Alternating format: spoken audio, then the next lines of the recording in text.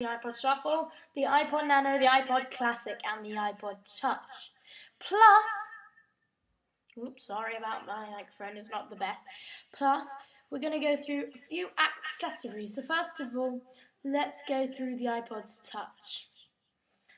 Okay, so the iPod Touch, let me just see the UK prices as well. Now starting at $199, and I think, let me just check that in UK, and I think that's £169, but I'm not sure.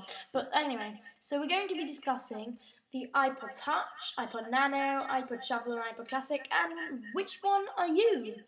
And if you're looking to buy an iPod, which one would you like to buy? So we're going to start with the iPod Touch. Yep, 169. It comes in black or white, which is nice. It comes in black or white, and it does have iOS, which is, they don't have that in any of the other iPods. Okay, so now let's have a look. iPod Touch. Now it's touchscreen, obviously, like the iPod Nano, but in a much bigger version and with iOS 5, which has text message, basically everything that an iPhone and an iPad can do, but in smaller version, apart from the iPhone can phone. Okay, so we have the iPod Touch. That is $169 and $199. Then we have the iPod Nano, multi-touch and multi-talented. As you can see that, you can get that in a variety coloured iPod Shuffle. So now, let's go and compare the iPod models. Hopefully this will, if you're looking to buy an iPod, help you. So we've got the iPod Shuffle, the iPod Nano, and the iPod Touch, and the iPod Classic. Okay, so here we go, let's read the reviews on all of them. The iPod Shuffle.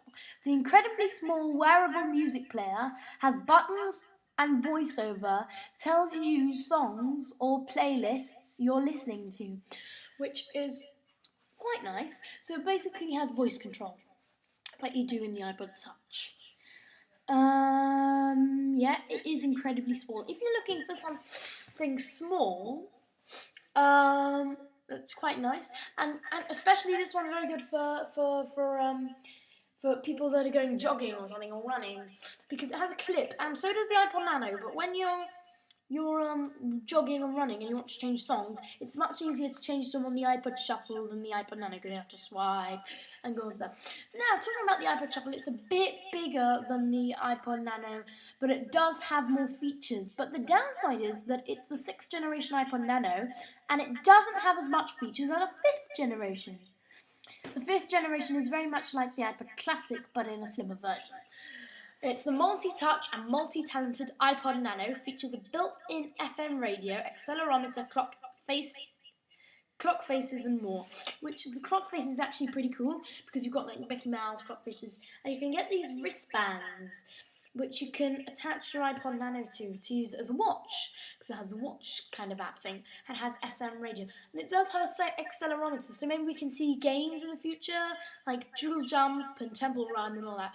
iPod Classic, that with 160 gigabytes. Now, this is the fantastic side of the iPod Classic, because if you really have loads and loads and loads and loads of songs that don't fit into 8 or 4 or 16 or 32 or 64 gigabytes, which is in the iPod Touch, the iPod Nano, and the iPod Shuffle, the iPod Classic is really your iPod. It's very much like the iPod Shuffle in a way, because it has a wheel like that, but it's kind of as a touchscreen wheel, not touchscreen like the iPod Touch or the iPod Nano.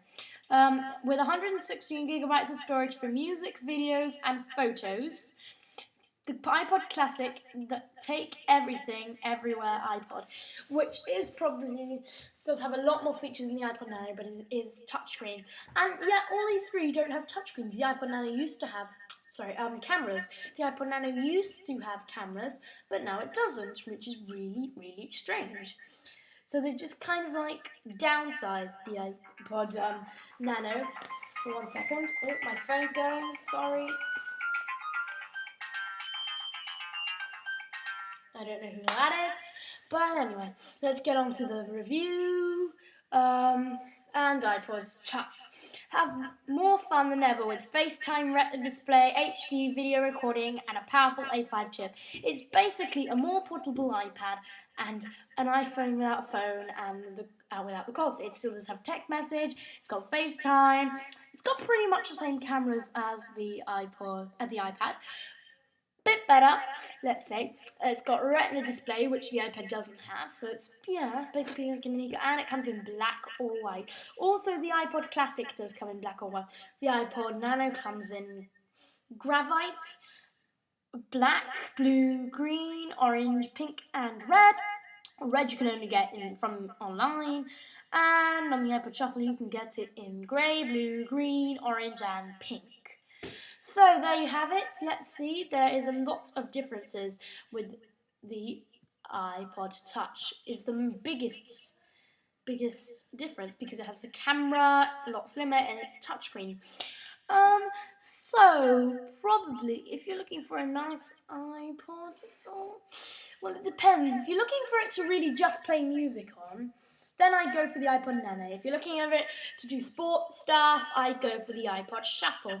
If you're looking for it to have loads of music on, if you're the person that has loads, get the iPod Nano. But overall, I think the iPod Touch is a really cool thing. You can get this in 16. You can't get it in 16. You can get it in 8 gigabytes. You can get it in 32 and 64. I'd recommend the 32 because 8 is a bit too small and I've already used 8 on mine, so I would probably get the iPod Touch because it's a portable game player. But if you're just looking for it to do sports, it doesn't have a clip, and if you have loads of music that it won't store, it probably is not the right one for you. But with the cameras, it also acts as a camera to take photos and also has FaceTime.